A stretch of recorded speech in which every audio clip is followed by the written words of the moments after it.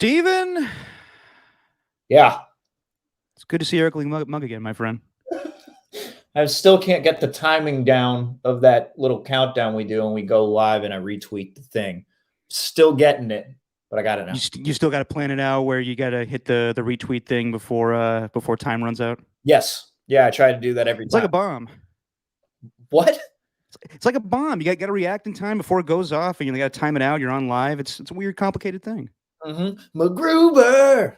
Oh, have you watched it yet? No, I still haven't. It's good. By the It's way, solid. Yes. Just want to let you know, I'm playing hurt right now. I got I want to say it's a cracked rib, but it's like a pulled muscle and it's right there. I was about to say, did you grow boobs since the last time we saw you? Yeah, dude. I've been eating like shit lately, man. No, I was just saying, like, do you have something on you? Like what's up with your ribs? I don't know. I don't know what's up with it. I've just been like trying not to do anything too crazy. So I don't know. I really don't know what's up with it. I really don't. Dude, I fucked up my back over the weekend. I was running on the treadmill and then something just snapped at the back of my back.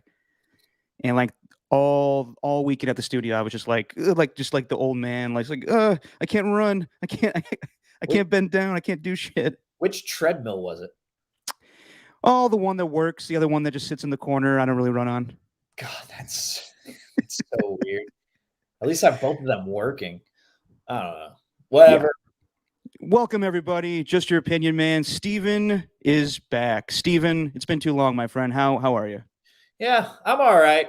I'm all right. Been going through a death in the family, which is just a struggle, but had to take the last couple of weeks off. But in the meantime, I mean, the amount of craziness that was going on, not really in the wild card weekend, but in the divisional round. Oh, and dude. And it turns out, we're talking so much about Draymond Green and Steph Curry and their struggles. I think I'm the good luck charm for the Warriors. I think I am. Well, why do you say that? Haven't been on the air, haven't done this podcast, and in those last 2 weeks, they have played the worst basketball that they've played this season. So I'm the good luck charm. There we go. That's it. Okay. All right. If you want to anoint yourself that's the reason, then go for it, my friend. Yes. Bob Myers, courtside seats, pronto. I'm the good luck charm. Yeah. But you have missed a lot, and we will have a ton to discuss. You missed the whole thing of the ending of the Raiders season, and we'll probably do that on Thursday's show. But you brought up the divisional weekend, and it was crazy. Probably the best weekend of football I've ever seen. Do you concur, Steven? I can't think of a better one, not off the top of my head or without at least researching it. But every single game, it was funny because my family from England's been over here the past week or so, and they watched the wild card weekend, and the Niners and Cowboys game was entertaining. So they're wondering, they're like, oh, this is kind of interesting. But then, what happened with the divisional round, their reaction, it wasn't, oh, this is interesting. It was, what's the point of watching until the last 5 minutes? And I couldn't really argue any of that. It's like, yeah, well, I mean, I can't really dispute that everything exciting happened in the final 10 minutes of each game. But not to be a dumb American here, but wouldn't that be the case with soccer too? Oh yeah, they don't like sports in general. Okay. Yeah, they don't like sports. They don't like soccer, whatever. It's okay. One of them does. My cousin does, and he had a good time watching it. But then he went on a flight on the Sunday, so he didn't watch he watched Bucks and Rams in some airport bar and totally missed out on Bills Chiefs, which was probably the best game of the weekend. It might be the best game as far as just two quarterbacks slinging it out that I've ever seen, honestly. Yeah. And we'll all get into it, but we're waiting word. I know you're waiting word on this. I honestly am tired of this topic. It's the most cliche Bay Area thing we talk about every year. Is Barry Bonds going to make the Hall of Fame? He's probably not, but once we find out officially, we'll let you guys know. I'm over it because it's bullshit that he's not in, but I've accepted the fact that he's not going to be in. But I know Giants fans don't accept that because it's stupid that he's not in. What are your feelings on it, Steven? Well, it's different because it's the last year of eligibility. That's why, because they've really gotten the entire thing wrong. That's I know, but it's over. It's over. Let's move on. I know it's over, but he's my favorite player of all time, and he deserves to be recognized as the greatest of all time that he is. I know. I hear you. People are about to vote for Mark Burley over Barry Bonds on their card. Hey, Barry Bonds, Mark Burley. Hell, Scott Rowland is going to get some more votes, probably some votes from people instead of Barry Bonds. Tim Lincecum might get some votes instead of Barry Bonds. Jeff Kent might, which is funny. Hey, enjoy the game. Ugh. But yeah, I think there's something special in the fact that if he doesn't get inducted today, then you can just think that the Baseball Hall of Fame is a joke, and that's how it's going to be looked at after this.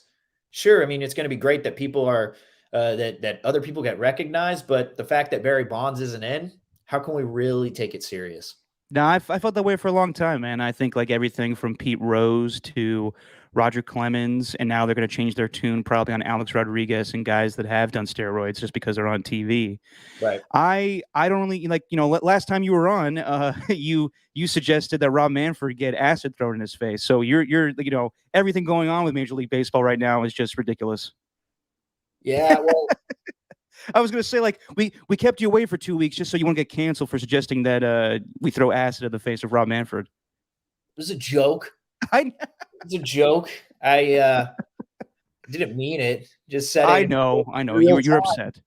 I was playing. Look, man, I was playing the Spider-Man video game a lot, so I was throwing webs in people's faces. I think that's what sparked it. Is it good? Is the new Spider-Man game good? No, it was the old one. Oh yeah, the 2002 one, or the free ranging one where you could go do like Grand Theft Auto type stuff. Yes, but that's it's from 2018, not 2002. Well, what? No, I'm thinking of like the Tobey Maguire game ones. No, this is a different one. Oh, okay. Great. Am I just that old that I'm referencing? You are really dating yourself if you're going back on the old PS2. Yeah. Those games were awesome. Yeah. But this new one's sick. But it is. It took me a little bit to get it done, but a lot of fun. Okay, all right. And by the way, I didn't mean to call you out like low. I thought you actually had something in your chest that was like like something for your ribs. I wasn't saying like you grew boobs while you were gone. I thought you literally had like a pack on the back or something. You know what's funny is Lowe and I did like a week's worth of shows where he just made fun of me for being fat the entire time. I know. And every single meal that I had after those shows was terrible. Like, at least for the body. It was great. I mean, don't get me wrong. They were great meals. Yeah, hell, man. I mean, the beefy melt burrito and the Chipotle ranch chicken, whatever at Taco Bell. You expect that to come out on the menu, and for Steven to not go after it? I just refer to myself in third person talking about Taco Bell. You just did. when getting Taco Bell. Steven needs a burrito, man. You could be one of those people in the commercials. That's how when that ding happens, you just bolt. Yes. Yeah. Steven Chiaro Taco Bell. Speaking of Lowe, I got some news about Lowe, but we'll save that for later.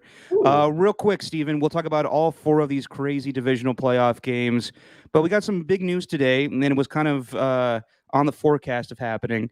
Sean Payton no longer head coach of the New Orleans Saints. He is stepping down, and a lot of people are expecting him to go into television and do whatever, and he'd probably be great on television.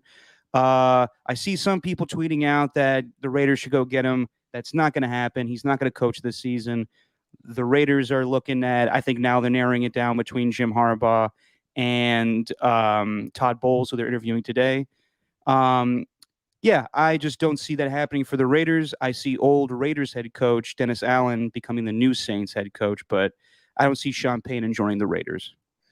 Well, no, haven't we seen that getting onto these pre and post game shows, number one, is a lot less taxing. Yes. You don't have to do nearly as much work as you do as a head coach. Don't get me wrong, you got to do a lot of work still, but not as much as a head coach, at least to be a good broadcaster. And number two, there's still good money in it to be made.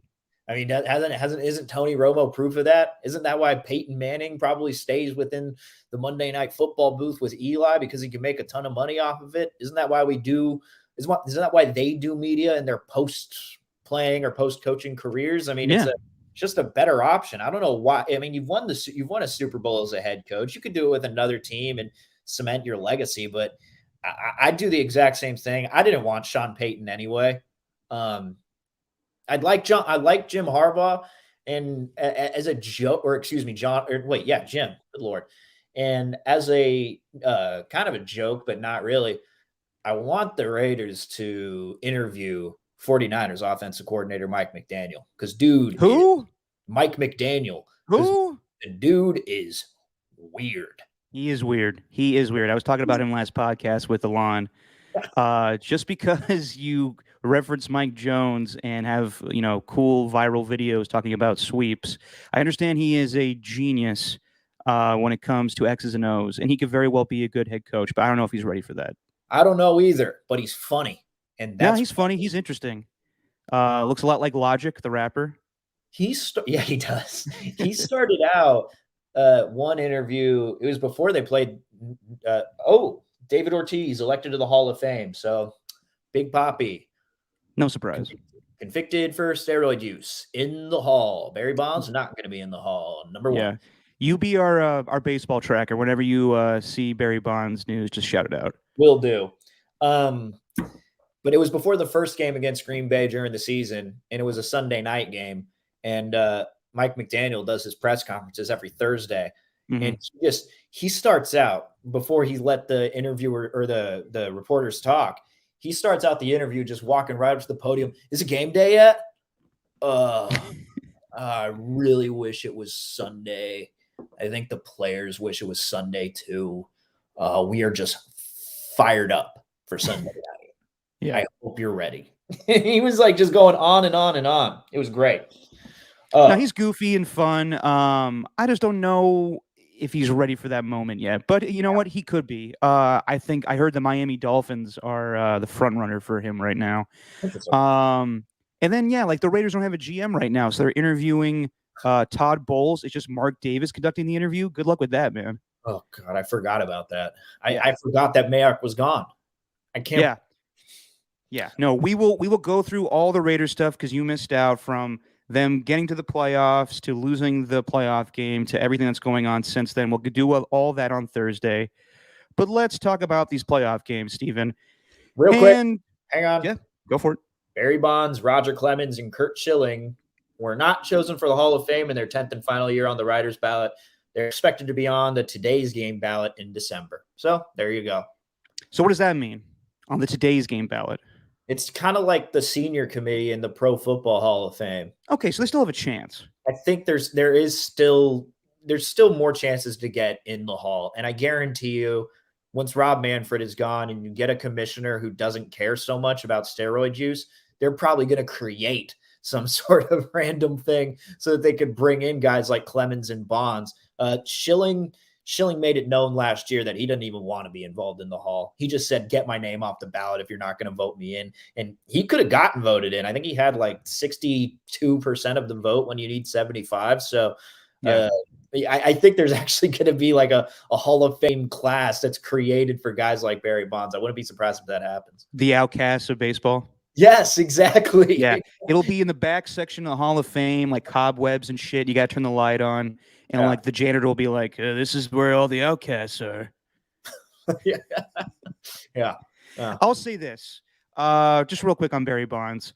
I acknowledge that he is the home run king. He is a fantastic, baseball player all around. Yes, he did steroids. I don't care. He should be in the Hall of Fame. But just all of us banging on our microphones saying that he needs to get in, it's not going to happen at this point. So let's just let it go. When it happens, in my opinion. Yeah. What else can you do? Can't control it.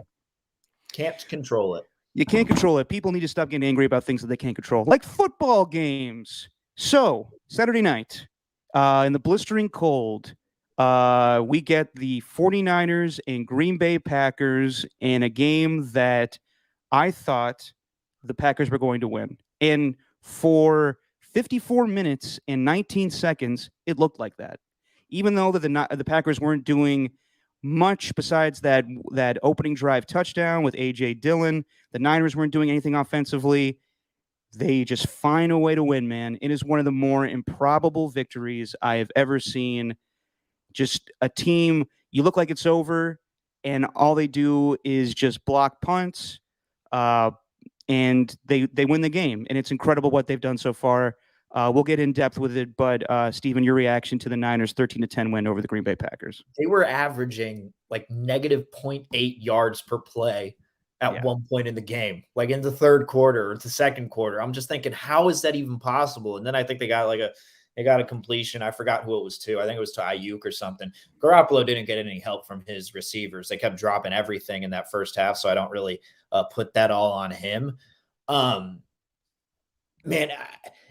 I just go back and forth. I don't know what to think from that game. It's pretty clear that Aaron Rodgers is just like out on football.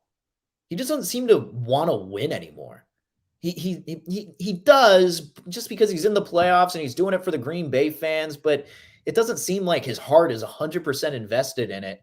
And that's why you had that play with 3 minutes and 44 seconds left in the fourth quarter where he had Davante Adams going deep on a 9 route, and you had Allen Lazard crossing underneath, and he decides to go for Davante Adams, who clearly has a safety covering him over the top along with the cornerback, and he just decides to not throw it to Lazard. Like, that's not Aaron Rodgers. So I think there's something there, but the 49ers just continue to find ways to win.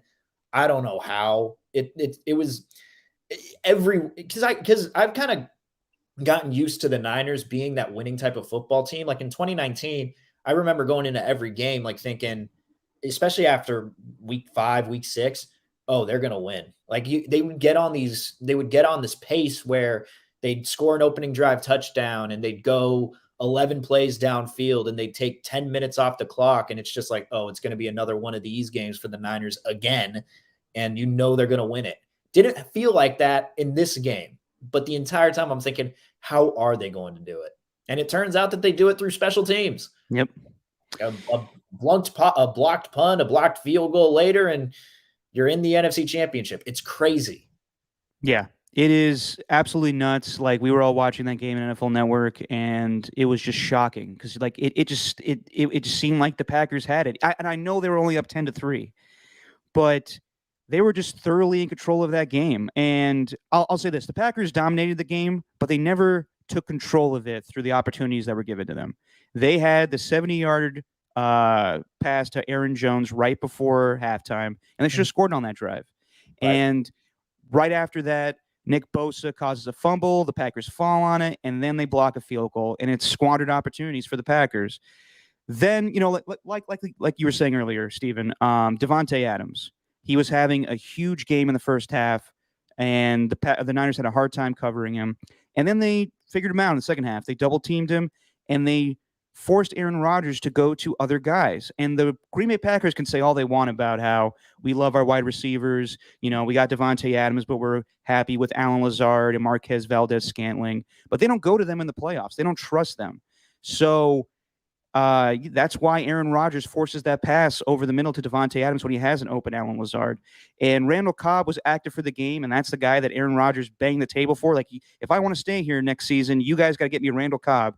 And he didn't look to him at all. I thought he was going to have a huge game because I was assuming that the Niners were going to eventually take away Davante Adams, and he would be his safety net.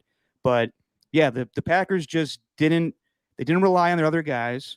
Aaron Rodgers, I remember the NFC Championship game in 2019 where he said if this game was in Lambeau Field, it'd probably be a different outcome. And Aaron Rodgers, for whatever reason, it just doesn't look good in the cold. He has played well in the cold. I'm not taking that away from him. He obviously has had spectacular performances in the snow. But when it comes to playoff football, he just doesn't look comfortable. And the Green Bay Packers don't look comfortable as an offense when they're in the cold like that. And my biggest thing is I know that the Niners special team was huge with blocking the two of the field goal and the punt being returned for the touchdown and the field goal before halftime. But the Packers not having A.J. Dillon really screwed that game up, in my opinion. I think that game was made for A.J. Dillon. Aaron Jones is a great running back, but he's not the type of guy you're going to give it right up to the middle to. He's more of a scat back. He's versatile in so many other ways, but just like Alvin Kamara or even Cam Akers, like we saw in the Rams game, those guys are not the guys you're going to give 30 carries to. And A.J. Dillon's the bigger back that can absorb the hits and go up the middle and kill the clock. And if I think that he stayed healthy, the Packers probably get a field goal or something and they win the game 13-3. Yeah. But I think it was Fred Warner. I'm not actually 100% sure who caused the injury, but breaking A.J. Dillon's ribs was the factor, in my opinion, for the Niners victory. You're absolutely right. You're absolutely right. And the one drive in the second half where Aaron Jones should have taken over in the red zone was when I think they got to the Niners 5-yard line. I think they were second and goal and they were from the 5. Then the Packers get a false start. So they're second and goal from the 10. And I think in that situation, because they ran the ball with they were on the 7-yard line, then they had a 2-yard gain with Aaron Jones, and then the false start happened. And I think that if the false start didn't happen, they wouldn't have felt forced to pass, and you would have been running it with Aaron Jones, I think, 3 straight times in that red zone because you're not going to want to pass. You haven't shown that you want to. And then Eric Armstead gets the big sack to pin him back to get the field goal. So, we're pinning it so much on the Packers, but just got to give the Niners credit for hanging in there. I don't know how they did. It's unbelievable every single season. And it's been a lot of fun to watch, and it's been and funnily enough, I mean, I don't even know if it was like the most improbable victory of the weekend with all those games that we had, even before that with the Bengals game, and then the next day with the Bucks and the Rams and the whoever we're thinking of, Buffalo and Kansas City. Like there was, I don't know. I'm still kind of speechless from everything. I really am. But there's one issue that I do have. One issue that I did, and it set me off, and it got me to the point where I kind of did like 20 minutes on this on the 5 a.m. show, and I was like getting callers and texters to weigh in because I was frustrated by it. I don't even know who sent the tweet. But I saw some tweet that was saying, and it got a ton of retweets, a ton of likes, that Jimmy G is officially worth a first rounder after these 2 games. And I'm like, no, he's not. I'm like, if anything, maybe he's worth a draft pick now. Instead of, just them cutting Garoppolo for the $2.5 million and someone else going to pick him up. Like, I think we were overreacting a little bit to the whole Jimmy Garoppolo wins football games. Like, I just can't stand it. Here's what I'll say about that. He doesn't win football games. The team did. I know. Quarterback. I know, but he's the one that has gotten them to this position right now, man. It's not Trey Lance, it's him. I know. But I don't get it. I don't get how you can back this guy up at every single turn because he had one good drive. I don't know. I get very frustrated by all of this stuff about how, like, he's still the same guy. I still think he's the same quarterback. This is the guy that we know can bring this team, or at least lead the team to at least be the starting quarterback for a team that's going to an NFC championship. But damn, that team that he has around him is really good. No, he does. I'm sorry. I don't know. I just got really frustrated by saying Jimmy Garoppolo is now worth a first-round pick after these 2 games. No, I will agree with you on that. Jimmy Garoppolo is not worth a first-round pick. But I will say this. He is worth a second-round pick, and he is in discussion for trade value in the offseason. I really think that with either the Pittsburgh Steelers or Washington or any of these teams that need quarterbacks, and we'll go in depth more with it a little bit. I might even make an argument that you keep Jimmy, but I don't want to piss you off right now. So hold on that for discussion. But just finishing up the game, David Bakhtiari being injured for the game was huge. I did not see that coming. I thought the Packers were getting all their guys back, and I should have read more into it that David Bakhtiari was questionable during the week. It looks like he just re-injured whatever his injury was before. I guess it was a torn ACL, but just didn't go, and that made a big difference in the fact that the Niners were able to sack Aaron Rodgers 5 times. Nick Bosa had a hell of a game. On the flip side, though, the Packers' pass rush was incredible too, sacking Jimmy Garoppolo 4 times, and I thought the game was over when they stopped Elijah Mitchell when Trent Williams came in motion on that 4th and 1 and they stopped him. I was like, if they stop him there, this game is over. And the Pack, I will give a lot of credit to the Niners. I don't want to seem like a Niner hater. I just wish there was a Raider game we could talk about first, but we're here. So Yeah, I feel like the 49ers were outplayed for most of the game, and the Green Bay Packers just didn't take the opportunities to end the game. And like I was saying with Alon in the last week's episode, the best thing for the 49ers going into this game was fear that the Packers would fail. Because I don't care what Aaron Rodgers said, he knows in the back of his mind this team has kicked his ass 3 times. And like other great quarterbacks in the past, Peyton Manning had to overcome the Patriots. Steve Young had to overcome the Cowboys. Ken Stabler had to overcome the Steelers. Those are all set up for opportunities where you overcome that team that always plagued you. And Aaron Rodgers didn't take a hold of that opportunity. It was there for him, and he didn't do it. And I just felt like they panicked. After the blocked punt, they just panicked. They just like, oh my God, we have to go down and score now. We have to kick a field goal to win this game. Let's not do what we've been doing the whole game and run the ball. Let's just force these passes. Davante Adams, he's the best wide receiver we have. He'll eat up Josh Norman. Let's just throw to him deep. And it didn't work. They panicked. And in the end, it's just that the Niners are more mentally tough when it comes to the playoffs. Built differently than all of these other teams in the NFL now. They're not a pass-happy offense. They're a run-based offense. They're old school, and they play defense, and the majority of times that's a winning success for playoff victories. Yeah, and that's where I give Garoppolo a lot of credit for everything he is as a quarterback. If he had to like ask me what's the number one thing about Jimmy Garoppolo, it's not that he wins games. It's like you mentioned there. And Kyle Shanahan said it after the game about the entire team, and I believe it. It's that they don't really overreact to anything. And the number one strength to me for the Niners, no matter who you're playing, is the fact that you can get to the quarterback with 4 guys. You don't need to blitz in order to do it. And if you're doing it consistently, which they have done, it feels like every single game they're getting 4 or 5 sacks. If you get to the quarterback and you don't even blitz, you don't leave a guy open. Let's use Bucks Rams, for example, where Todd Bowles decided to go with a slot blitz from the corner and just leave it wide open for Cooper Kupp. You want him to be Raiders head coach? Yeah, I'm kidding, but that was a bad move. Don't know why he's doing that. Yeah. But they really don't. And you saw that. I mean, even Garoppolo, like he does not overreact, even though he's getting sacked on. Like he doesn't. And I give them a lot of credit for that. And that's what their number one thing is to me. And I actually think they have a pretty good chance of beating the Rams at SoFi Stadium this weekend. And I think they have a really good chance to get into the Super Bowl, but you just don't see it too often. I mean, hell, Patrick Mahomes in the Super Bowl last year was running for his life because the Buccaneers were just constantly getting in the backfield. So if you're able to do that and you get to that opposing quarterback, there's not many other guys that could stand in there like Jimmy Garoppolo and still be confident with the football. Very impressive. Very impressive. And I'll get to Jimmy in a little bit here, but just finishing off with the game.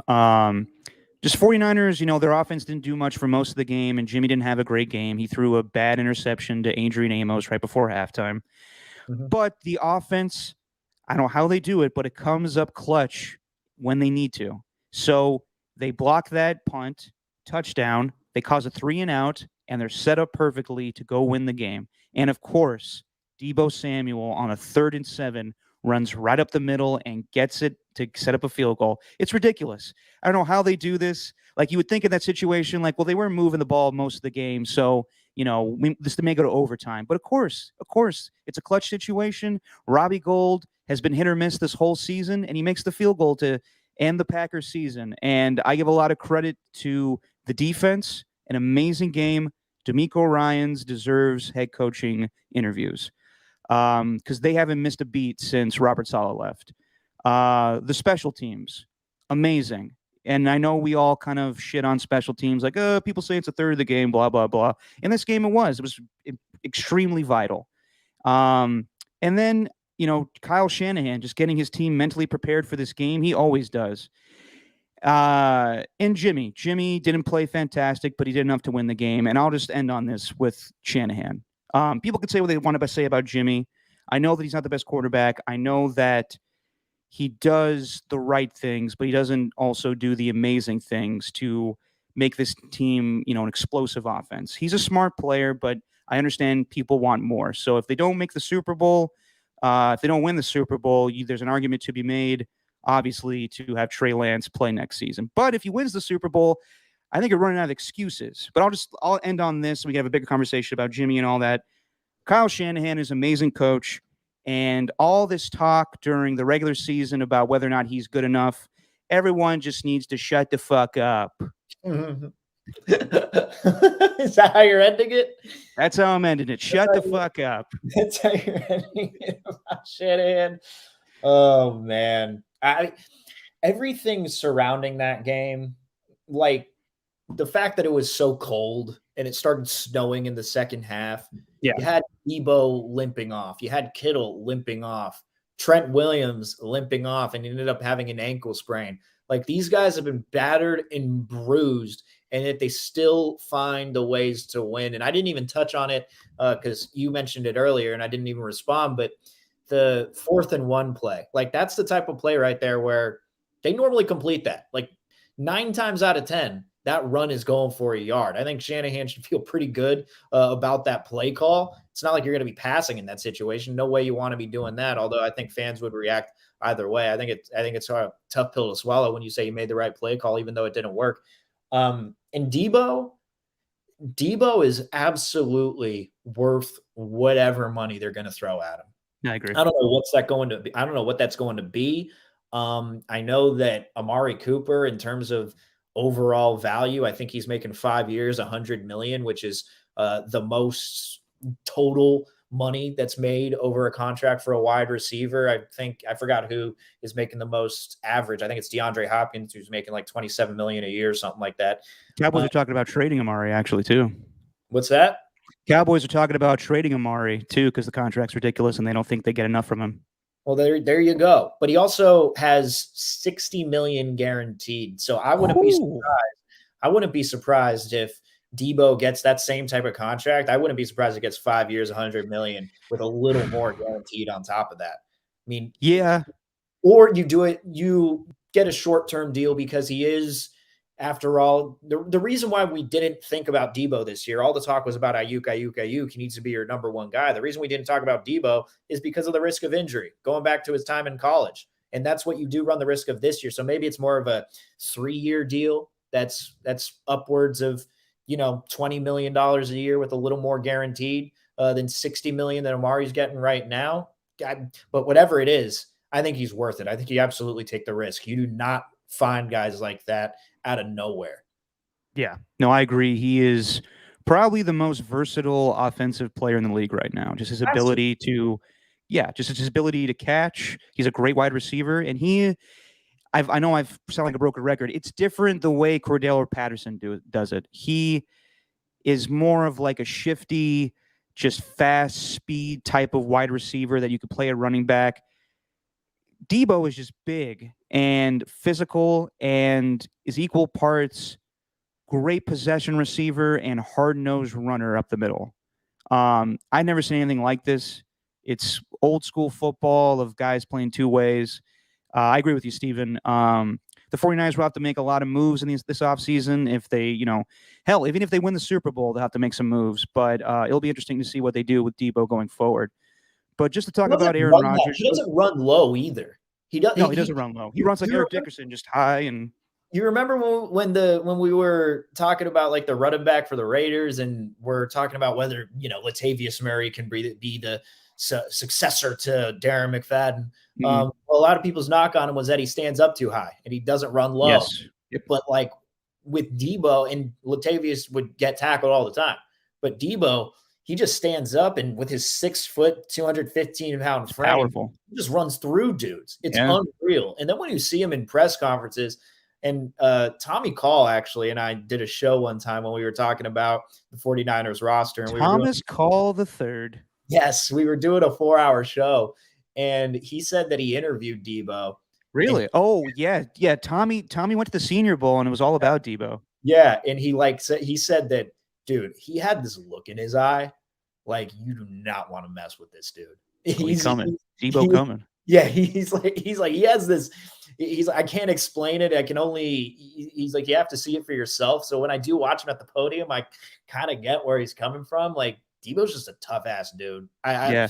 How can you not like him? I think if there's that photo running around today circulating the Twitter feed where it was which one you picking, and it was 4 wide receivers. It was Kupp, Chase, Debo, and I think was Justin. I can't remember who the other one was, but I think it was like Justin. Was it Tyreek Hill with all the remaining wide receivers in the kind? Yeah, it was Tyreek Hill. Thank you. And I mean, all different. They're all different, and they're I'd get any one of them, but Debo would probably be that number one guy just because he can run the football, and it doesn't seem like anyone can do anything to stop it.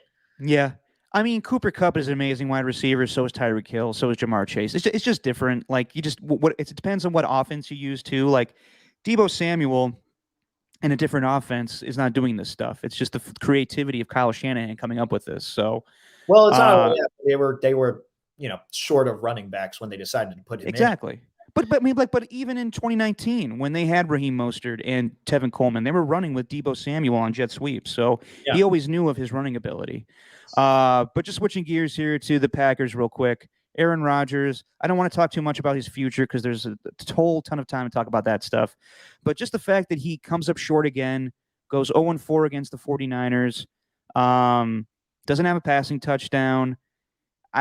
This guy has amazing regular seasons and then just comes up short in the playoffs. And he is, for the guy that we expected him to be back in going back to 2005 when he was snubbed by the 49ers with the first overall pick, Alex Smith gets it.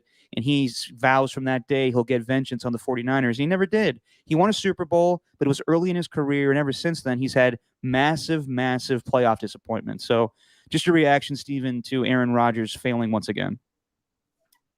Are we not allowed to talk about his future? Because honestly, I don't want to do that. What's Brady going to do? What's Aaron going to do?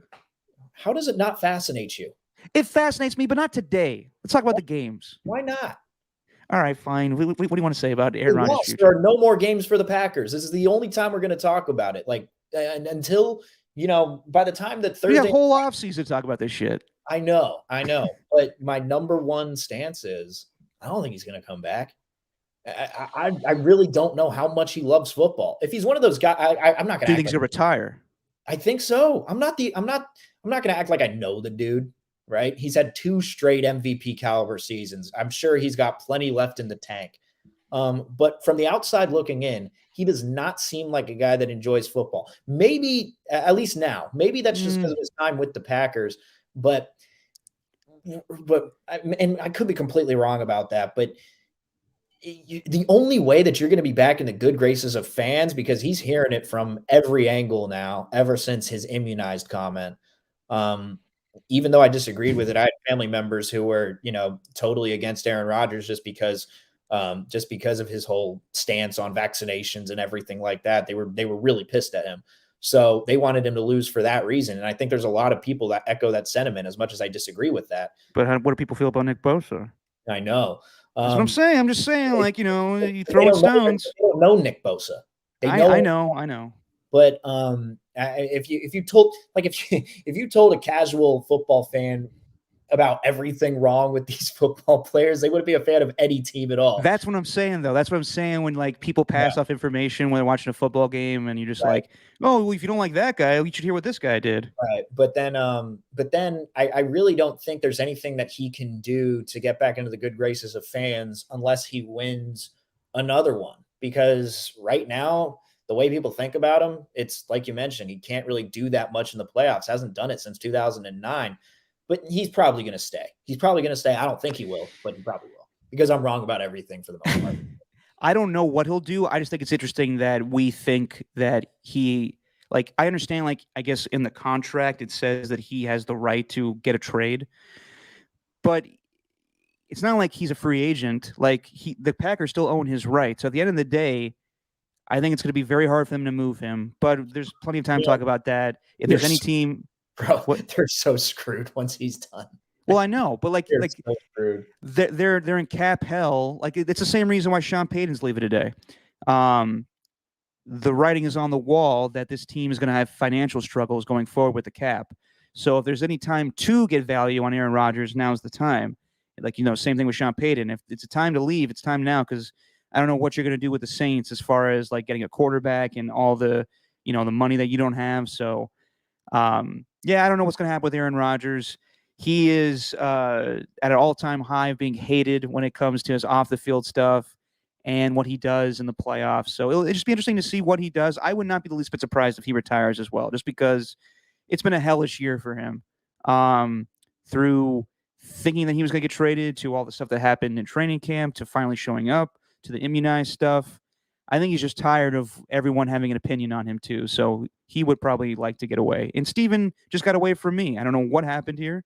Hopefully Steven comes back. We'll see. Missed him for so long. I hope he jumps back on. Oh, here he is. Why does this happen every time? I get so annoyed. I'm sorry. I'm going to turn it back on here. You're all good, man. You're all good. Ugh. Is your computer again just went off? Dude, I'm not going to mention the brand of my laptop, but it's a very popular brand. And I just got it. I am about to, well, I mean, I don't know if I can go into the actual store because of COVID, but I need to get this thing fixed. Good Lord. Wait, is this the same one you've been having that turns off? Yes. Okay, so it's not a new one.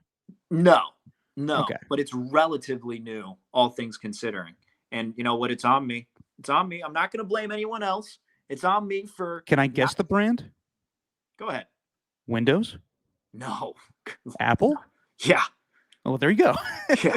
And narrowed it down to 2. Dell? All right, hang on. All right, yeah. You hop back on here. Let me see. But yeah, Steven. I can still hear you on the computer, so okay. So just real quick here on Jimmy Garoppolo. I know that Niner fans have gone back and forth with him all season. People want to see Trey Lance at this point. So obviously he's not ready. But don't you think this is going better than they planned? Like, the plan from the get-go was to draft, as I hear me echoing. Hold on. I'll kick you off of this thing. Hold on. If I can. Whatever, we're good. I'm back. Okay. So, yeah, Jimmy Garoppolo. So the plan from the get-go was to have him play this season and have Trey sit. And fans got frustrated at times, and they wanted Trey to come out and play already when they were losing games, 4-game losing streak. And things got dicey, and even I on this podcast was saying, at this point, let's see Trey already. But Kyle knows better than us, and it's not always going to look pretty. But in the end, Jimmy has got these guys to the NFC Championship game for the second time in 3 years. And I don't know, man. Like, it's becoming hard to come up with excuses for this guy, like, not to be a part of the team. I know that he doesn't put up the points and put up the passing yards, but he does the right things at the right time. And yeah, man, I just think that he should get a lot more credit than what's been given to him right now. I think it's appropriate. I'm going to be stubborn about it. The reason why they shouldn't hang on to him next season is because, well, you want to get Trey Lance ready. Number one, the pressure's on Trey, by the way. Oh yeah. I mean, at least from a fan perspective, if there's anything that's Josh Allen has taught us, it's that you need to be patient. Like, we're all saying that this dude's not an NFL ready quarterback for the first 2 years of his career. So we got to be patient with that. But the fact that Jimmy's led him to an NFC Championship, I don't think he's going to be a part of the team next season, but that puts a lot of pressure on Trey, because if you have anything less than a 10-win season, people are going to be questioning it, because there's a roster that's clearly built to get you deep into the playoffs. Now, Garoppolo and the 49ers, they do get a ton of credit. Like, Shanahan has stayed the course, no matter what the outside noise says, no matter what they did within the draft. I still, even to this point of the season, I still disagree with the decision. Like, I still do, even though they're in the NFC Championship. It's a weird situation. Like, I would, if like, how, you know what? Saying I disagree with it is a wrong way of putting it. Let me just say, you don't understand it. If I could go back to the beginning of the season and maybe know what I know now, I'd still even do it. I'd still do it. This team is that good. Like, they're a good roster. They got a good defense. Yeah, but how good would they be with a rookie quarterback, though? I don't know. Exactly. That's the point I'm making. And it's, people say like the Alex Smith plan that the Chiefs had. You know how that turned out? They drafted Patrick Mahomes. They had a fantastic start to the season, like 6-0.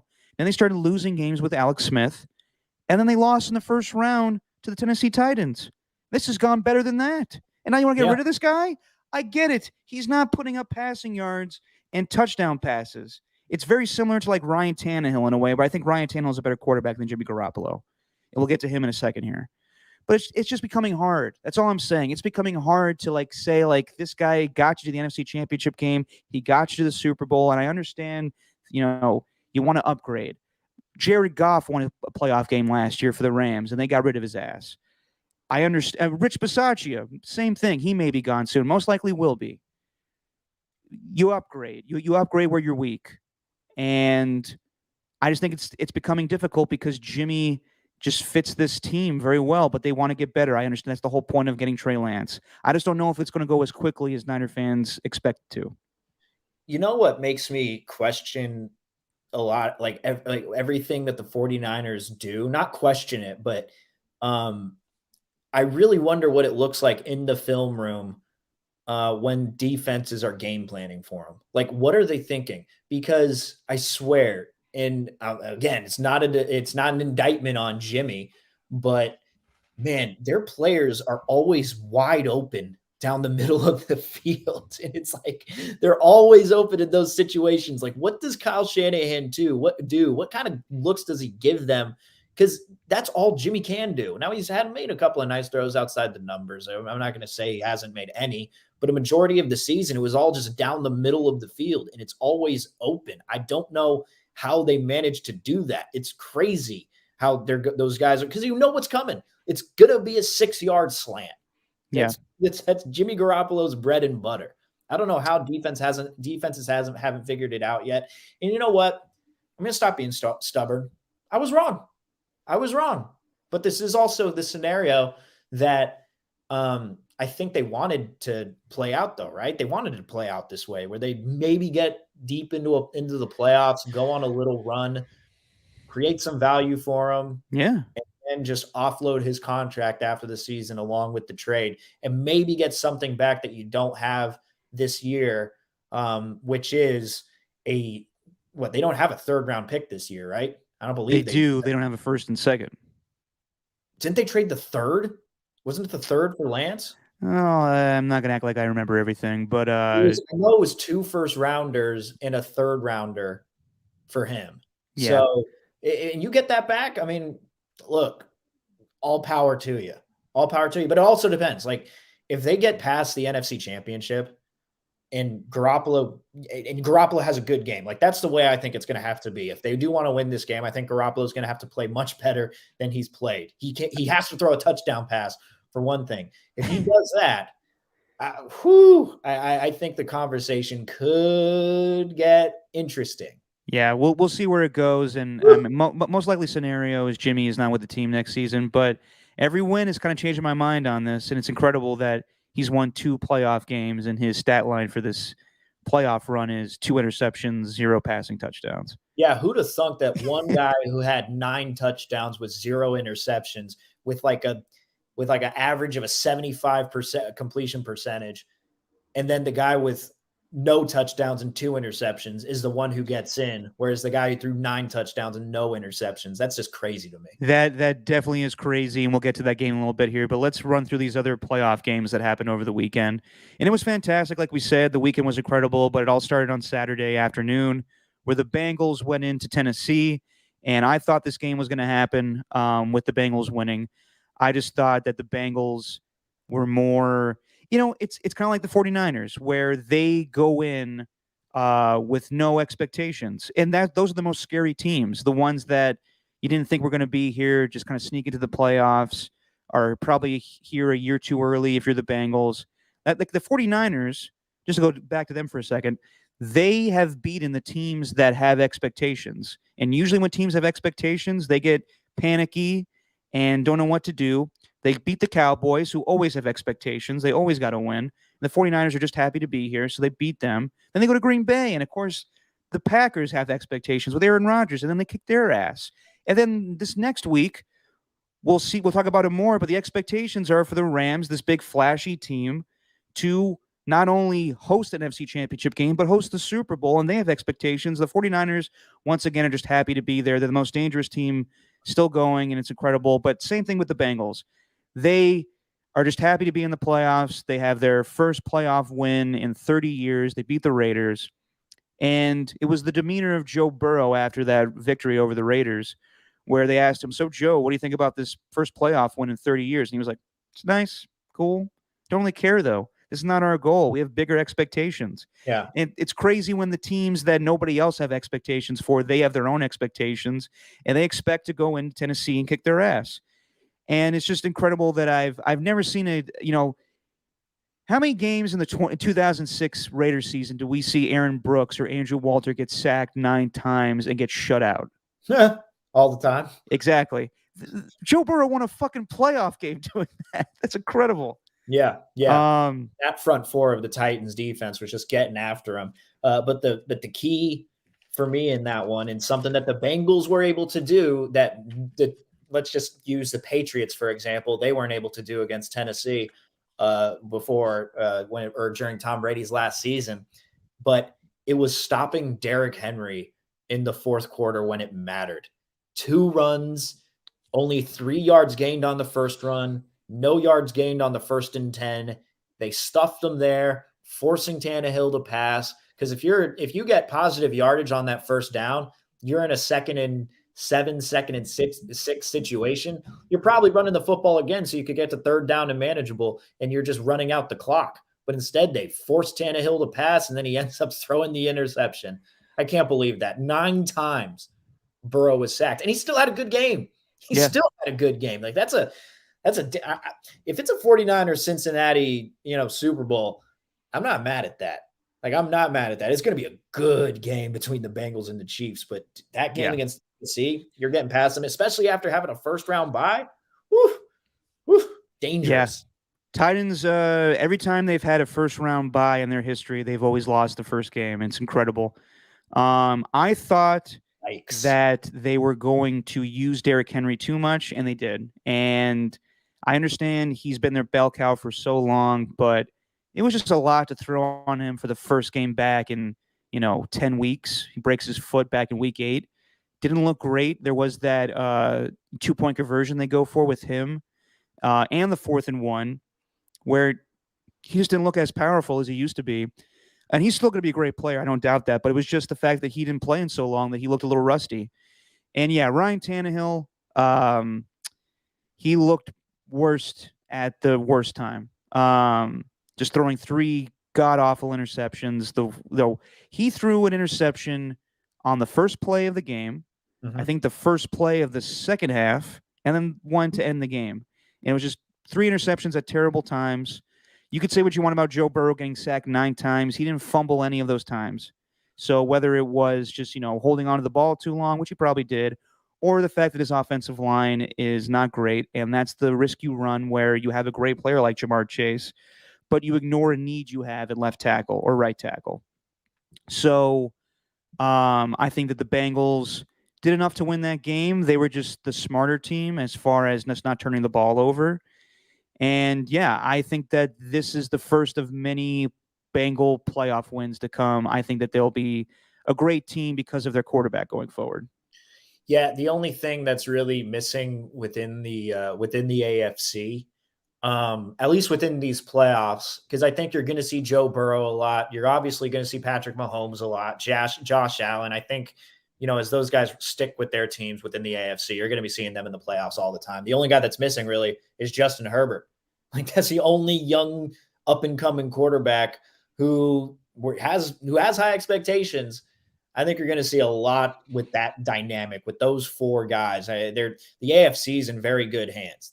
Very good hands. And Joe Burrow, would you consider it? Do you think he's exceeded expectations?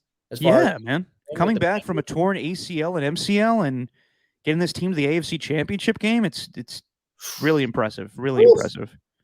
And Zach Taylor was on the hot seat this year, I think. Like, whether or not this team was going to show improvement from when he was first hired. And yeah, the Bengals in the AFC Championship game. It's really remarkable.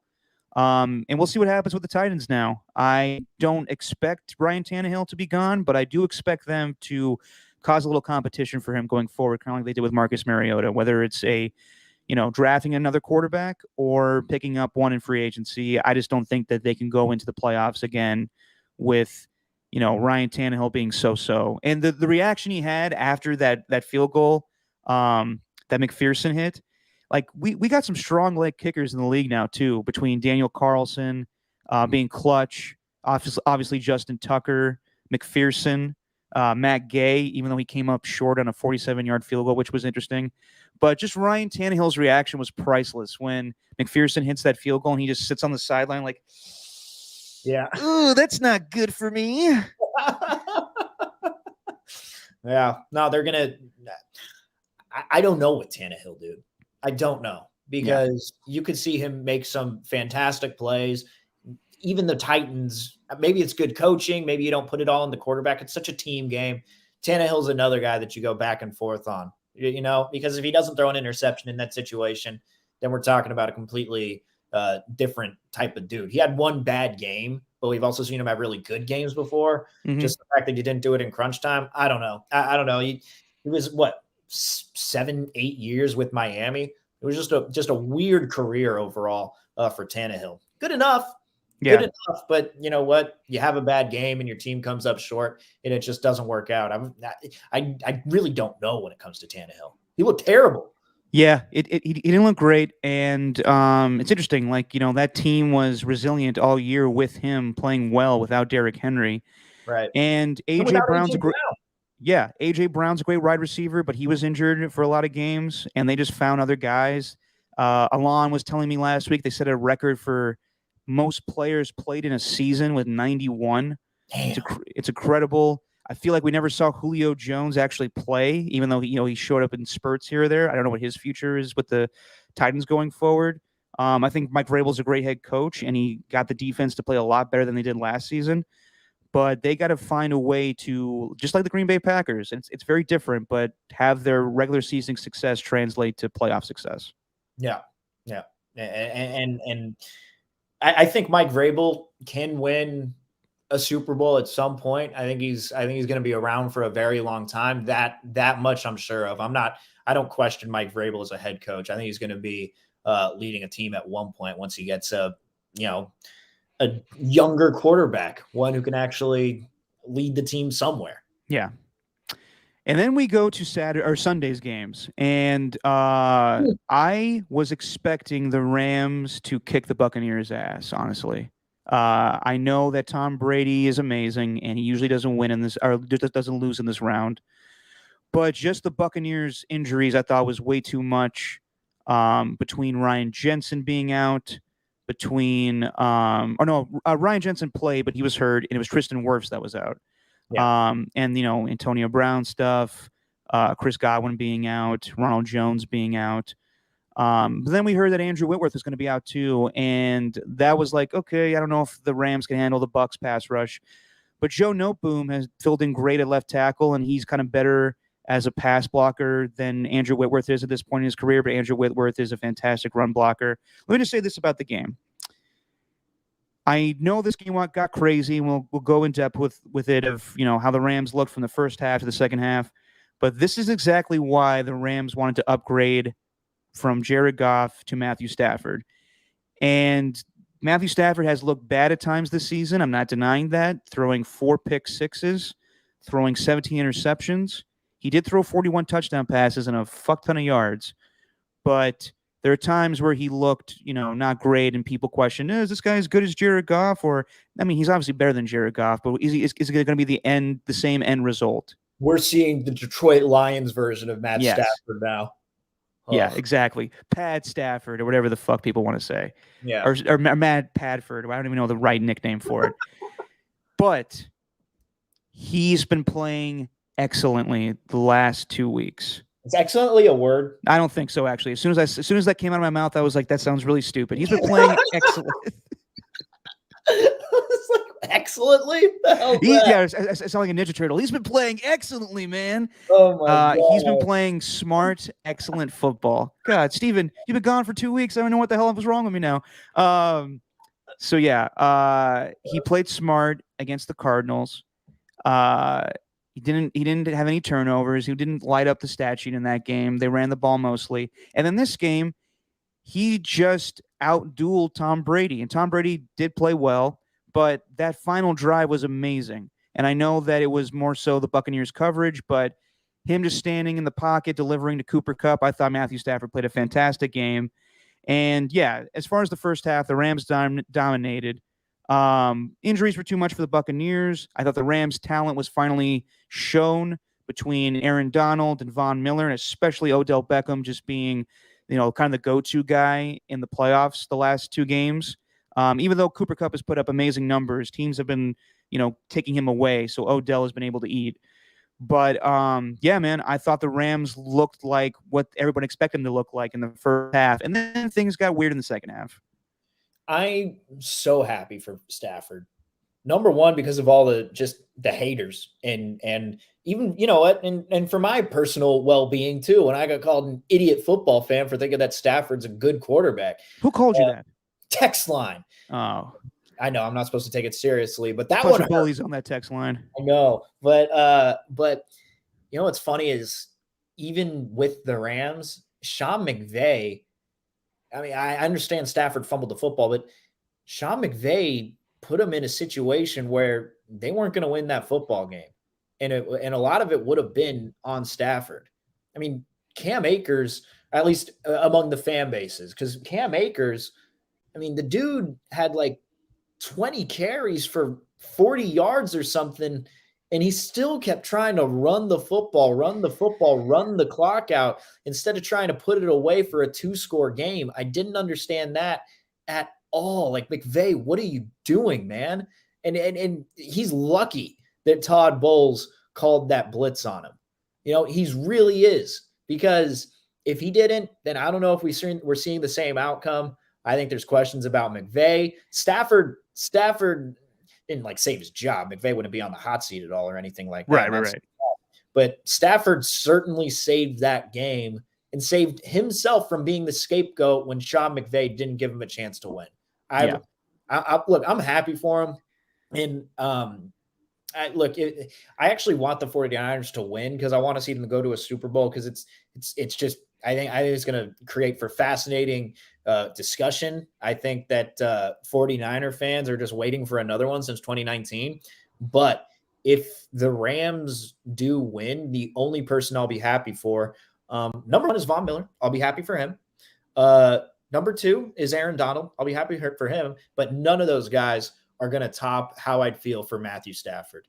I really, I'd feel so good for that dude. Yeah. If they ended up winning and going on to the Super Bowl and playing at SoFi Stadium, I think that'd be awesome to get to the Super Bowl for him in his first time with the Rams. Very happy for that. But man, that game is crazy. I can't believe that the Bucs came back from a 27-3 deficit.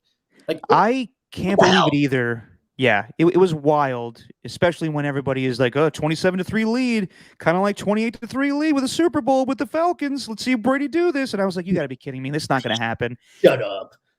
And of course, the Rams just start pissing themselves. Like, good Lord, between Cam Akers fumbling right before halftime after they get the interception just handed to them, Tom Brady, I thought it was a gift of a touchdown that didn't happen. And then they just do these ridiculous things in the second half. Cooper Kupp fumbles. Von Miller has a strip sack, and then immediately the center just snaps the ball right over Stafford's head. You don't know what the hell's going on. And then running the clock out, I didn't even mention this, the missed field goal. Matt Gay has been an excellent kicker, and he had the game winner. But how do you come up short on a 47-yard field goal? He's got a strong leg. Like, what the hell are you doing there? And it was like the most he missed that. Holy shit. And then Cam Akers trying to just run the ball out and the game out with the clock out, and he fumbles it. And it sets the Buccaneers up perfectly. Like, there's some voodoo magic that is just affecting everybody else when Tom Brady plays. It's ridiculous. I never seen anything like it. And it was more so just the Rams just crapping themselves than I think than the Buccaneers, coming back. Obviously, Tom Brady, it was the first half was funny to me. Like I don't doubt that whoever hit Brady on that play where his lip got busted and he was bleeding, it should have been a penalty. But I can't stand when Tom Brady just complains and bitches.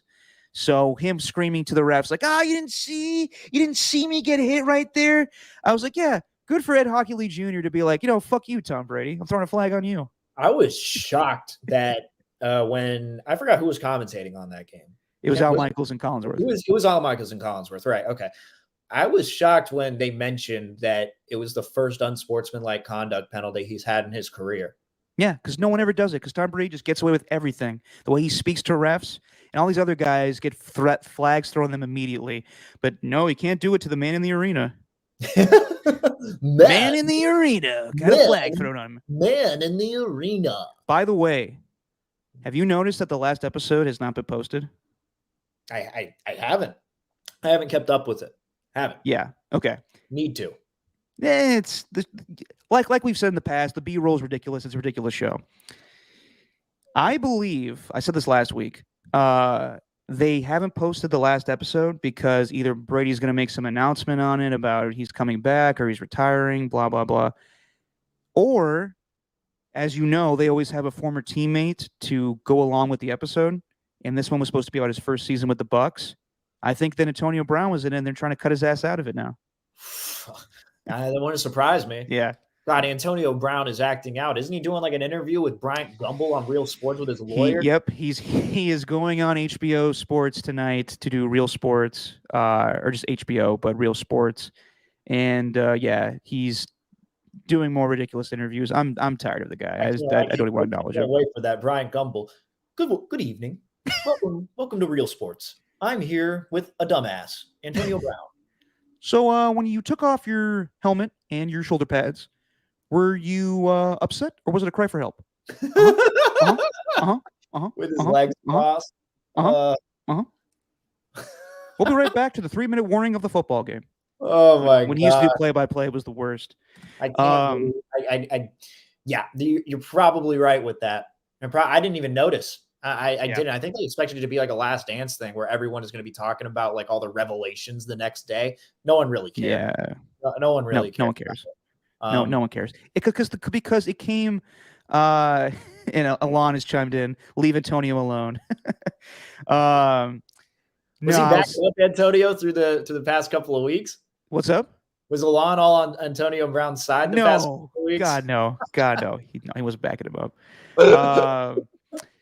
But yeah, no, it's different because the Last Dance was during the height of the pandemic, so that's all we had. So that's what we were reacting to. It's different now. We actually got playoff games to react to and not this stupid show. You think it's the end of Brady or what?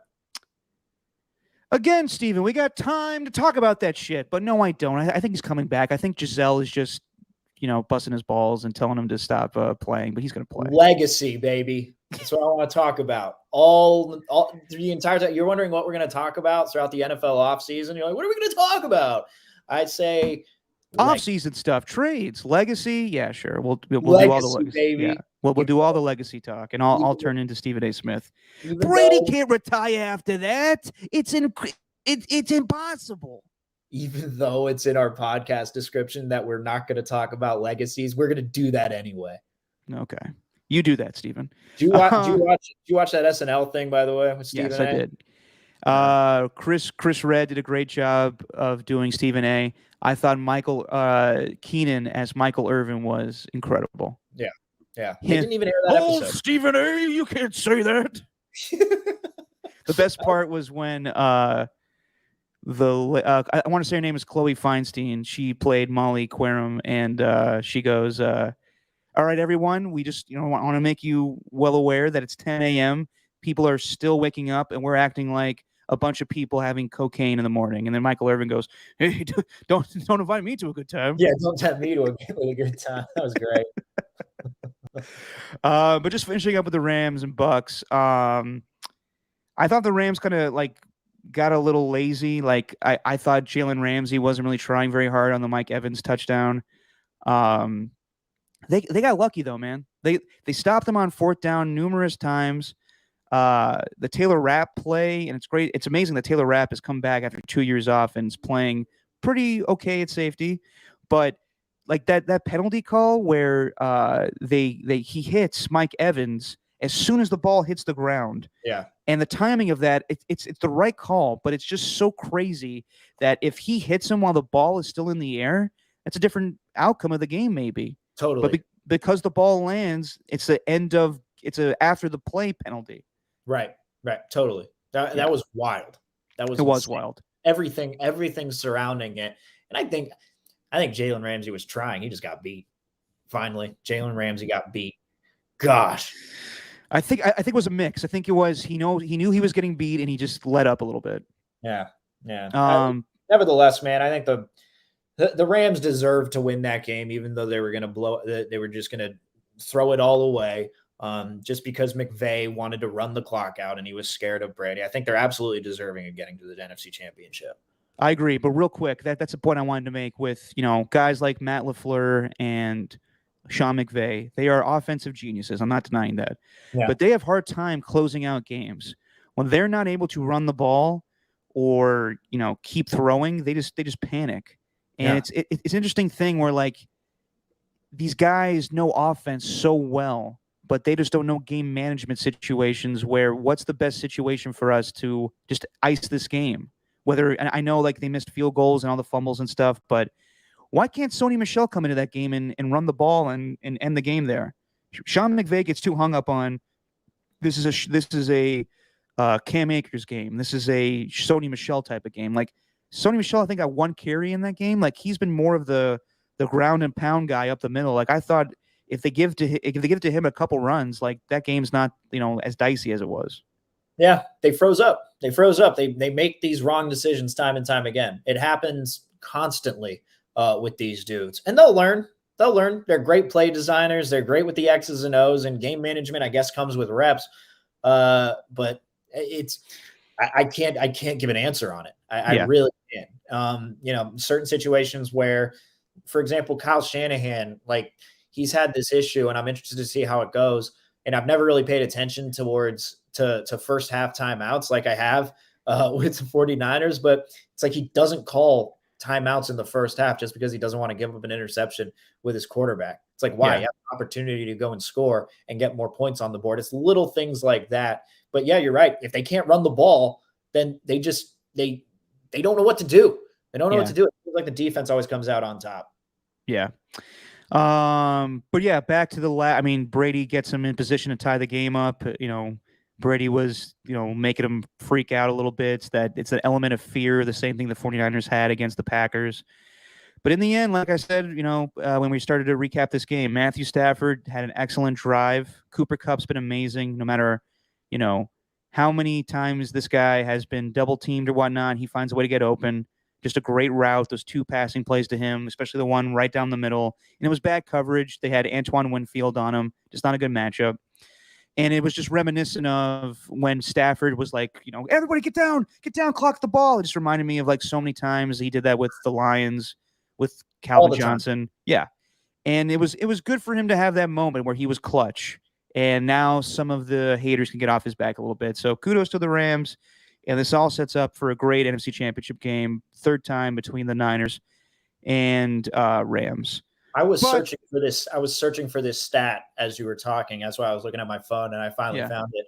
But besides the whole, every NFC head coach that was still in the playoffs is younger than Tom Brady. Besides that, Tom Brady led teams are 95-2, including playoffs, when they get at least 3 takeaways. The only losses were in 2001 versus the Rams and 2014 versus the Dolphins. 95-2. Wow. When they get 3 takeaways. Yeah. Dude. Oh my God. And that's how improbable it was. Just like the next game that we're going to talk about. Yeah, this was, probably the best out of all of them. And I know some people are going to say, like, with the defense, what was the defense the last 2 minutes? I get it. It wasn't great defense the last 2 minutes, even though these teams have played great defense for most of the season. But it was, I'm not going to say it was the greatest playoff game of all time because there's just been so many, and as time goes on, maybe that'll change. It was, in my opinion, the best quarterback duel I've ever seen. And it was the best 2 minutes of a football game I've ever seen. It was like two 3-point shooters just going back and forth, or two boxers. It just felt like it was, and I know football's a team game, but it literally just felt like Josh Allen and Patrick Mahomes just answering back and forth between the two of them. It felt like there's nobody else in the stadium. It was just those two just going up against each other. And it was incredible. From Josh Allen converting that 4th and 13 for a touchdown to Gabriel Davis, then Mahomes throwing a 64-yard touchdown pass to Tyreek Hill as he waves goodbye to the Buffalo secondary. Then Josh Allen comes back, and he throws a touchdown pass again to Gabriel Davis. They go for 2, 36-33, 13 seconds left. That's enough time, right, Steven? 13 seconds. 13 damn seconds, man. Any time is too much time, in my opinion. Whether it was 37 seconds back at week 3 with the Packers and 49ers, and they gave 37 seconds for Aaron Rodgers to go down the field, kick the field goal. 13 seconds. It's just so tough when you only need a field goal. Like, I get it. Prevent defense is risky, but it would have been different if they had to score a touchdown. With just a field goal, you could just dink and dunk your way to get a field goal. And what's the defense going to do? Like, it's just tough to prevent that situation. And Harrison Butker makes the field goal. We go to overtime. Chiefs win the coin toss. I mean, you think that that's just the end of the game when they win the coin toss there? They go down to get a touchdown with Travis Kelce, and the Chiefs win. Yeah, yeah. And before we do get to the overtime rules, because I do think – I honestly think that every opinion that people have, they're right. They're right about it. I genuinely think so. But – or at least the two opinions that I'm hearing, they're right in each way. But the most in postseason history, 25 points scored back and forth with less than 2 minutes left. The previous high was 17. And yeah, shout out to our boy Alon. Like you mentioned, it was like a heavyweight boxing match where you're going into the 15th round and both these guys are tied and you're wondering who's going to come out on top, and they just keep throwing blow after blow after blow. It was great. But one of the coolest things I think I've seen within the NFL was when the Eagles were playing the Patriots in the Super Bowl, and you see that decision, that mic'd up moment with Nick Foles going to Doug Peterson saying, I want to go with the Philly special. So they go with the Philly special. They get the touchdown out of it. They beat the Patriots at their own game. I think that's one of the coolest on-field mic moments that I've seen. And I know that this is the Chiefs, and I don't like them, and I don't like the fact that they keep winning. But that moment with Travis Kelce and Patrick Mahomes saying that, look, I'm not gonna run the route that we planned for this specific play. I'm gonna run in here, and if I get this coverage, that's what I'm gonna do. And then you hear Patrick Mahomes on the field literally telling Travis Kelce to do it, to not run that specific route.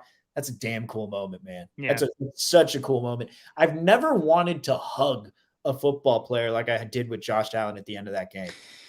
That man needed a hug. I'm a good hugger. That man needed a hug. Like, I'm dead serious. Like, Josh, bring it in, bro. Come on. I'm not like, dude, I felt so bad for him. Do you wrap around and bring your bodies in, or do you do like the head tap at the end where like bodies like out? Oh, it depends how close I'm feeling to the person. Yeah. Like Josh Allen, I would have probably just kept it all body. Yeah. You know? Maybe go to the head at the end. A little caress of the head, a little caress. A little caress, like a little tap. Yeah. But I would have given him a big old hug. Yeah. You don't want to make it creepy and weird like Larry David hugging Mindy Kaling back in Curb Your Enthusiasm. Yeah, exactly. What the hell, man? But not only was it Josh Allen versus Patrick Mahomes, but got to give a shout out to Gabriel Davis. I mean, I know Tyreek Hill in that speed that he has, speed kills in, throwing the peace sign up or whatever.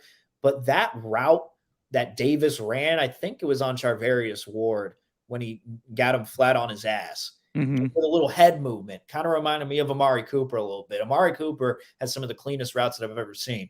It's because of his head movement, right? But when I saw that with Gabriel Davis, it was like, everything about that final sequence. It wasn't just Josh Allen and Patrick Mahomes to me. It was Gabriel Davis and Tyreek Hill. Like just watching those two go touchdown to touchdown, I think that was awesome. And it was Patrick Mahomes and Josh Allen, whatever. But still, it was unreal. And then, they answer in overtime and all that crap. And the Chiefs are probably going to go on to the Super Bowl again. It's going to be a good game against the Bengals, but I think the Chiefs have a pretty good chance of winning against them. So I'm not feeling too great, but got to give them credit. It's going to be a lot of fun to watch Mahomes and Josh Allen, or Mahomes and Burrow, Mahomes and Herbert. It's going to be fun watching these guys go toe-to-toe within the AFC. Again, the AFC is in very good hands, but I don't think we're going to see anything like that again. I just don't. Well, I mean, maybe. Who knows? Like, this could be a recurring thing where it's Josh Allen and Patrick Mahomes slugging it out every year like Brady and Manning. But I will say this about Josh Allen. I think that he's an incredible quarterback. And this loss is painful. It's always painful, like for the city of Buffalo, just because they're so diehard and they care about football so much. Obviously, with throwing dildos on the field during the Patriot game. But it's good to see that again. But yeah, it was incredible. Like, Josh Allen just has become, in my opinion, one of the best quarterbacks in football. He is in the elite conversation, I would say so. And it doesn't have to be because of what he's accomplished in the playoffs. I just think that he has elite talent as far as a passer, as far as an athlete, his mobility. He is just a fantastic player. And they probably will lose Brian Daboll because he'll go probably coach the New York Giants. But I think going forward, this is going to make the Buffalo Bills a stronger team. I know it's heartbreaking, and the city of Buffalo deserves that team to win. With 13 seconds left, it sucks. It absolutely sucks. But I think this is only going to motivate them going forward to be a greater team. And they got to improve some stuff. Obviously, they had some shitty losses this year, from the Jaguars game, getting steamrolled by the Colts. If they won more games the regular season, they may have hosted this game and it's a different outcome. So I think going forward, the Buffalo Bills need to embrace that they want to have home field advantage going forward, that they want teams to come to Orchard Park where it's going to snow and they're the better team going forward. And hopefully in those situations, they learn how to run the football, because it was a fantastic back and forth between Josh Allen and Patrick Mahomes, just lighting it up, going through the air. I always get angry with the Buffalo Bills offense because they don't run it enough because they play in the snow. But I think that team is going to be incredible going forward. And I guess it's time to have this conversation about overtime rules. So, Steven, say what you got to say. You think that you're in agreement with everybody about how this shit needs to change. Well, it does. No doubt. But I also agree with the people who are telling the defense to get a stop. Yeah. Even though I think the fact that the rule is wrong in the first place, I think you have a good argument there. But it is the rule right now, and it most likely will get changed. Like it will. People, I haven't seen this offseason, though? Maybe.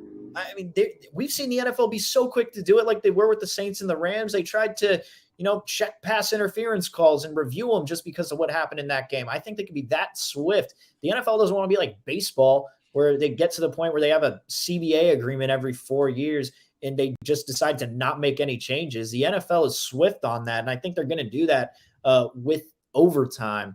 I just don't know how to fix it, though. Like, so what? He goes back, he scores a touchdown, and you just give the other team the ball back, and if they tie it, and you just keep it going. I don't want it to be one overtime. I wouldn't mind it that way. Just have it play out like a regular game. Like, just, go like a full 15 minutes and just play the full 15? Yeah, and then just go back, or not even that, just give the other team a chance to match whatever the first team does. Yeah, I agree with that. If they score a touchdown, all right, so be it. The Bills get a chance to score a touchdown if they want to tie the game. And if they're feeling saucy, they could go for a 2-point conversion and even win the game if they want to do that. I mean, it wouldn't be smart to do that, but they could do that. If the Chiefs, they win the toss and they kick a field goal, then the Bills have to have an opportunity to kick a field goal as well. But if the Chiefs don't score in that situation and the Bills get the ball back and they do even get something so much as a field goal, then I think that, the Bills could win that game. I think that's the type of way you could change overtime. Just, I don't know, not letting the other team get the ball back. It just felt wrong in that situation. This is my opinion on it. It's just your opinion, man. Just my opinion, but I feel that, we knew the rules coming in the game, so the outcome is the outcome, and we can all complain about it, but we knew the rules coming into it. It's not going to change. I don't think it's going to change this offseason. I think there's a lot of things that have to go into the CBA for that to happen.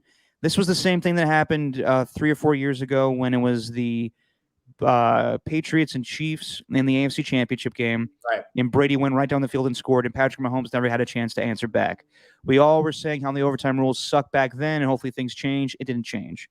I hope it changes because I hate ties, as you know, and regular season ties bother the crap out of me. You won't get those in the playoffs. But as far as playoff overtime rules, I would do this. This is how I would fix it. We play a full 15 if it needs to be. So let's just say so let's have the outcome play out the way it did. So Chiefs score on their first possession in overtime. I would give the Bills an opportunity to answer back. If they manage to tie the game, then the game keeps going and we keep playing the full 15. If I don't like it where the rule is set up now where if one team scores on the first possession, the other team scores, then if the first team scores again, then they win. I don't like that. I think a team should always have time to answer back. So if we go through a full 15 minutes of playoff overtime and the game is still tied, then we go to a no-kick overtime. And this is what I would do. No kicks. We're not doing touchbacks. We're not doing kickoffs. We're not doing punts. We're not doing extra points. What we would do is, in this scenario with the Bills and Chiefs, so let's say that it's tied up 42-42. We go to a second OT. The Chiefs start on the 25-yard line. They have an opportunity to go score. They can only do that by scoring a touchdown. You cannot punt. You cannot kick a field goal. The only way you can score in overtime is by just running plays and not kicking an extra point. You have to go for 2. So let's just say the Chiefs get stopped on like a 4th down. Then the Bills are set up in Chiefs territory and they can win the game by scoring a touchdown. That's how I would do it. I wouldn't have this. I know the way I'm explaining is kind of complicated, but basically there'll be no kicks in that extra quarter of football. Okay. You would just play it where you put the teams on the 25-yard line, their own 25-yard line. And then if they're able to convert 4th downs and then score, then they win the game. But if you can't convert on 4th down and then the Bills get the ball back and then in Chiefs territory, then they get the chance to win the game by scoring a touchdown. It can only be a touchdown. It cannot be a field goal. God, you're going to have a lot. You could have a game that goes for a long time. I know. It would probably be nuts. You're saying, though, like, are you saying that you're doing the 15 minutes in that first overtime regardless? Or are you're saying if the team matches what they do the first drive, then you go till the end of that 15. Okay. Yes, we keep playing, and then you have a no-kick quarter is basically what I'm calling it. Right. I think the NFL just needs to turn into that. No kicking at all. Regular season, all the time, every game, all the time. Take away punts, take away kicks. You got to score a touchdown. This is elementary school flag football that actually is tackle football when yard duty's not looking. You know. And so you want that all the time? Yeah. I'm just kind of playing. So you basically want the AAF to come back? Correct. Yes, which was a great league. And Steven, we'll have so much to talk about in the offseason because the USFL is coming back in April. Go Fleet, go. Not the Fleet. San Diego Fleet, baby. No, that was the AAF. Were you what? Oh, shit. The USFL was like, we're going to have the old team names, like the San Antonio Gunslingers. Or Alexander Scott knows all the names. I'll get all the USFL names. I am not surprised by that. But I don't even know the USFL team names. I don't know any of that crap. But oh boy. The Houston Gamblers. Oh my God. I like your way. I just hopefully that game ends after the first OT because good Lord, that can get draining if they don't make any kicks and nobody closes out that game. Like it's just a quicker way to end the game though. Right. I do agree that as long as you give the other team a chance to get the ball back and match whatever you do on that first drive, I'm good with it. So wait, if let's just say the Chiefs kicked the field goal, and they go up by 3 points and the Bills score a touchdown, would that game would be over in that situation? Or This is in the first overtime? yes, or would Yes. The game will be over. And in my opinion, that's more than fair, because the Chiefs had a chance to score a touchdown. They didn't do that. The Bills did. Yeah. Well, KISS, keep it simple, stupid. Mine is more simple than yours. I like my idea better. Fine, Steven. You do that. I've just been waiting for 2 weeks for you to disagree with me. You really have thought that through, though. I like it. You need some pool at the NFL Network. Do you have any pool there? I have zero pull. I have zero pull. I'm just the guy pulling B-roll for the shows. Did you have to work any of the games this weekend? Oh yeah, dude, it's fun. I go in on. Good. Now you don't have to work like Jets, Falcons, or something. Exactly. No, I mean, like I sit and we watch the games and we cut B-roll for the games, but for the most part, it's us just being paid to watch football. It's nice. Yeah. Could be worse things. Could be worse things. Do you think? Because this was the first time since 2009 where we're not seeing Brady and Rodgers in a championship game for either conference. Yeah. Do you think that that's going to be something that's prevalent with the quarterbacks now? Do you think it's going to get to the point where you're going to get like Patrick Mahomes makes an AFC championship every year and one quarterback makes it within the NFC every year? Because we're so used to these guys, the same rotation of quarterbacks being in the playoffs year after year after year. Maybe it all has to do with the amount of quarterbacks that are coming in, but I don't see it being like that. I see there being a lot more, parity within the playoffs going forward, as opposed to what we've been seeing these past years, which is just, all right, we're going to see Ben Roethlisberger with the Steelers, Tom Brady, Joe Flacco, and whoever the hell else I'm trying to think of here. That's in the AFC every single season. And then in the NFC, it's no longer going to be, just Aaron Rodgers and I don't know, Drew Brees and all those guys who are normally mainstays within the playoffs. I think it's going to be different. It might be, but considering that the Chiefs are in their fourth straight AFC championship game and hosting it, Patrick Mahomes has become a staple for the AFC championship game. So I agree with you, though. Like, there's a lot of teams that didn't make the playoffs even that I think could be, great teams going forward. The Chargers with Justin Herbert. I know people don't like Carson Wentz, but I think that they could be a great team going forward. And it was crazy, though. For like a 10-year stretch, you're right. The AFC championship game either had Brady, Manning, Roethlisberger, or Flacco. I think like the last guy not amongst those was Rich Gannon in 2002 and Steve McNair. It's crazy. It's crazy to think about. Mark Sanchez too. And I'll say this: Brady not being in the championship game is refreshing. Absolutely refreshing. I like the fact that we have Matthew Stafford, someone that's never even won a playoff game before, in there now up against Jimmy Garoppolo. And I know Jimmy Garoppolo is not, it's not going to be a quarterback duel between Stafford and Garoppolo. It's going to be basically McVay versus Shanahan. Yeah.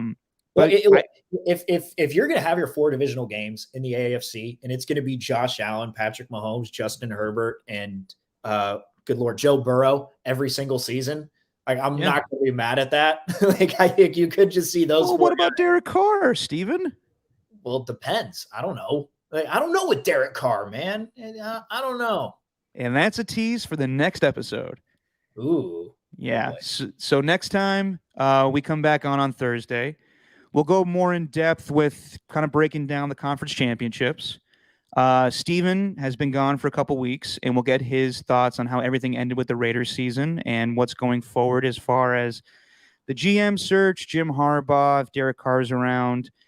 And hopefully, I did get a text back from him today, but hopefully things get a little crazy and Lorenzo Neal joins us on the next episode. From his car. From his car, probably. Driving on I-5. Yeah, I may need your help there to wrangle him in to make sure he stays focused. He's going to comment on my weight as soon as we hit. I'm going to try and get it. And I'm sorry. I literally thought that you had like something in your shirt. That's why you were saying your ribs are cracked. No, my moves are big. That's it. It's okay.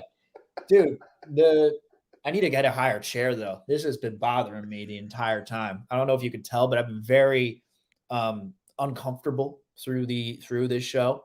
Yeah, but you got a nice like backdrop now. I know. This actually came from Kevin Durant's house. I stole it. He still has a picture of him and Steph.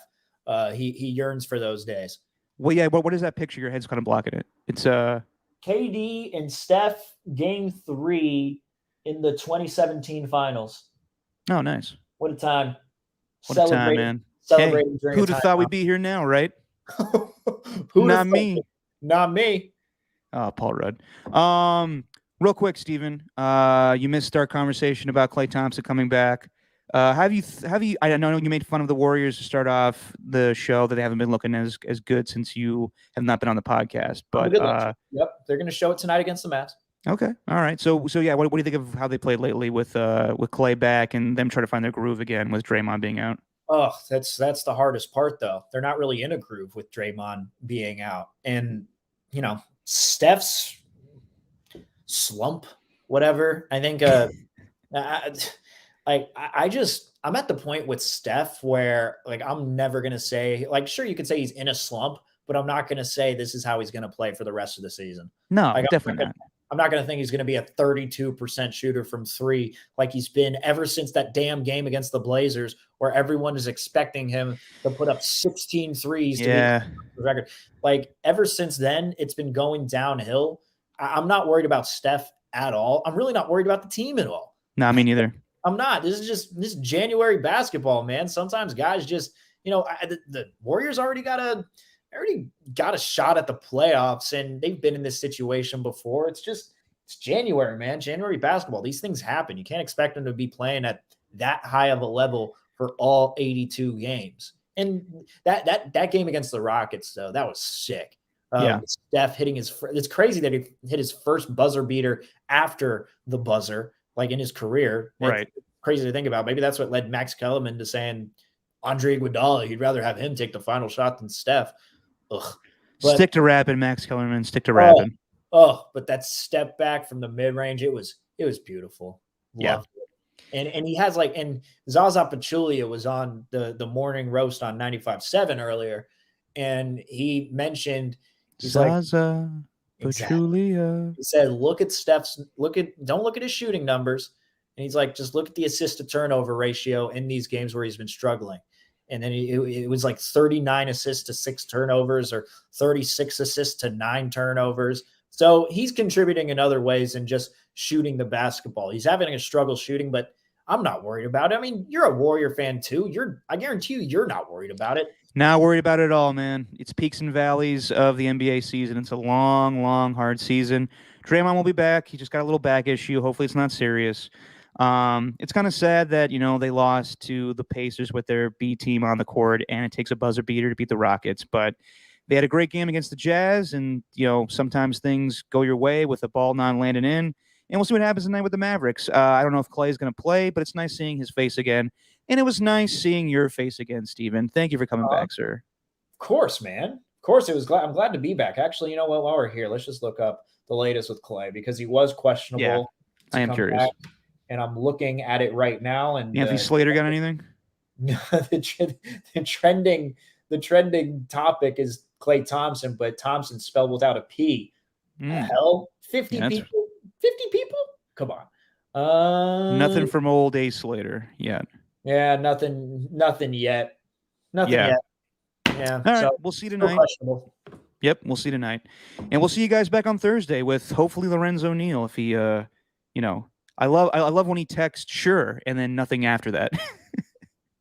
It's like an interview. Yeah, exactly. He's interviewing a guest. Hits you with the sure. And on that note, man, it's good having you back. Say what you always say, my friend. And that is just our opinion. Man. How do I end this thing? All right. Here we go. Bye-bye.